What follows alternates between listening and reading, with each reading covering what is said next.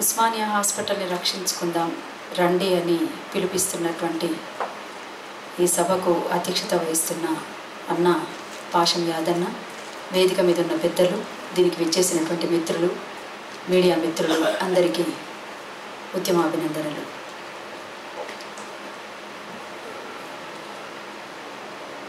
Reconstruction అంటే బహుశా కేసీఆర్ దృష్టిలో దీన్ని కూలగొట్టి కట్టాలని అనుకుంటున్నాడేమో.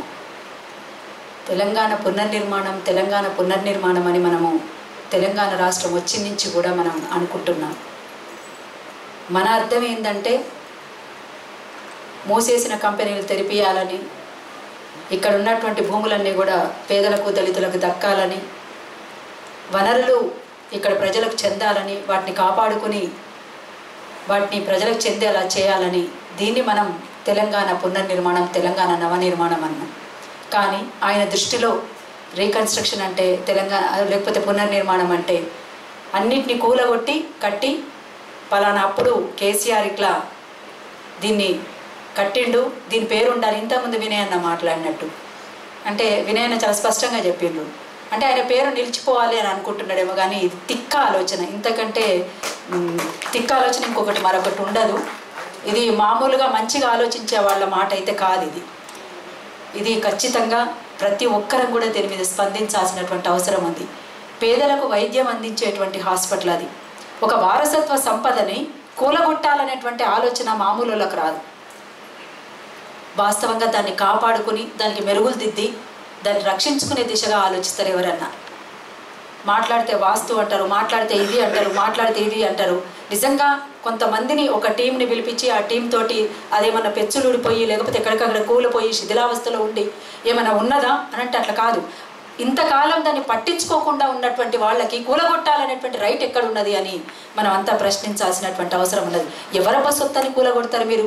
5 ఏళ్లకోసారి పాలనకు వచ్చేటువంటి మీకు ఇట్లాంటి తిక్క ఆలోచనలు ఎందుకు వస్తాయి? ఇట్లాంటి ఆలోచనలు వచ్చినటువంటి మీకు ఎవరిష్టం వచ్చినట్టు వాళ్ళు చేసుకుంటామంటే ఇది దేశవ్యాప్తంగా నిరసన వెల్లువై వాళ్ళ వస్తూ ఉంది. దీని మీద దూరపు కొండలు దూరం ఉన్న వాటి మీద మాత్రం ఆలోచన ఉంటుంది, కానీ ఇక్కడ ఉన్నటువంటి వారసత్వ సంపదను రక్షించుకుందామనేటువంటి ఆలోచన ఇక్కడ ఉన్నటువంటి వాళ్ళకి ఎందుకు వస్తలేదు?